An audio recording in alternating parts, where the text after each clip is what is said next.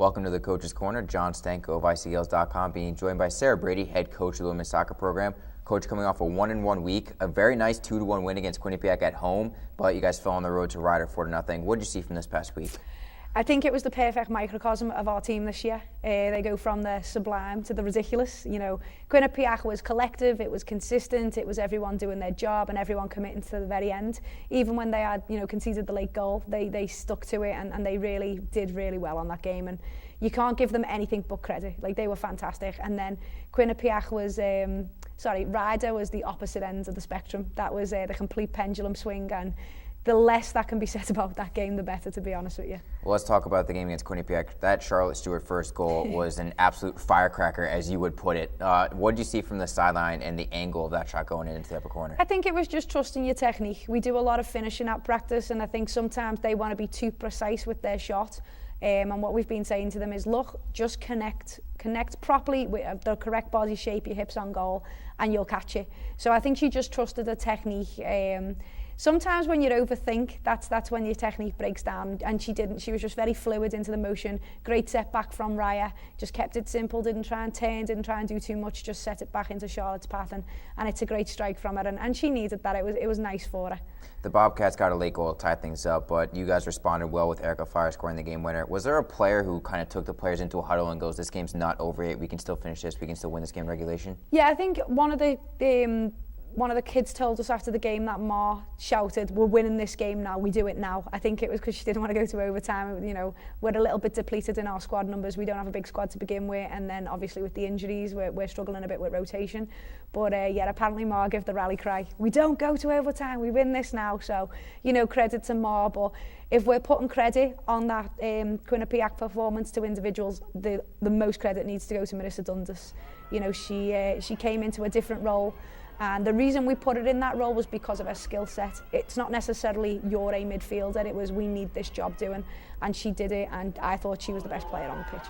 Now the next two games coming up are against St. Peter's at home Senior Day on Wednesday, then at Niagara, a team you beat last year on Senior Day. So how important are these last two games going forward, heading into the MAC Championship down in Lake Buena Vista, Florida? I think every game's important to the MAC, because if you turn up for every game, you can win every game. I think we proved that against Quinnipiac. As much as they're riding high in the MAC, we beat them because we were better on the day. I think you want to win every game, but I think it's going to be really important for this senior class because it's the last game on Mazzella tomorrow. And, St. Peter's and Niagara are both kind of towards the bottom of the table where we are right now.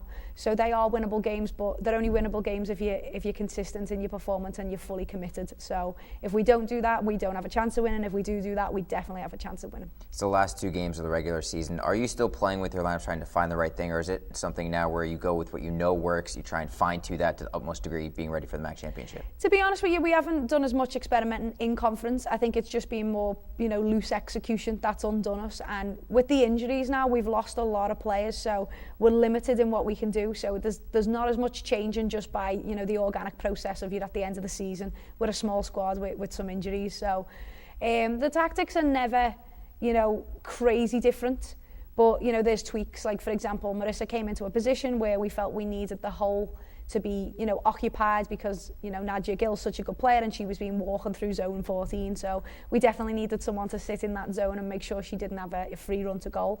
But different opponents require different things, so we always tweak to take advantage of our strengths and obviously take advantage of the opponent's weaknesses, or attempt to.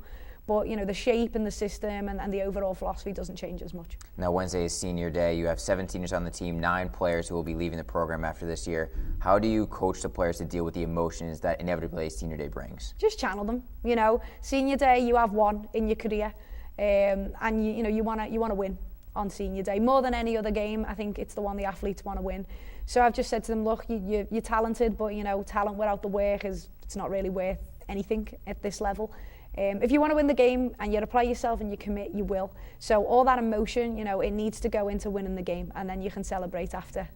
All right, now last year on Senior Day, you guys had a dramatic 2-1 win over Niagara with Dundas scoring the winning goal and sending Emily Hansen off into the sunset with the win at Mazzella Field. What's the key to having the seniors get that final victory at Mazzella Field tomorrow against St. Peter's?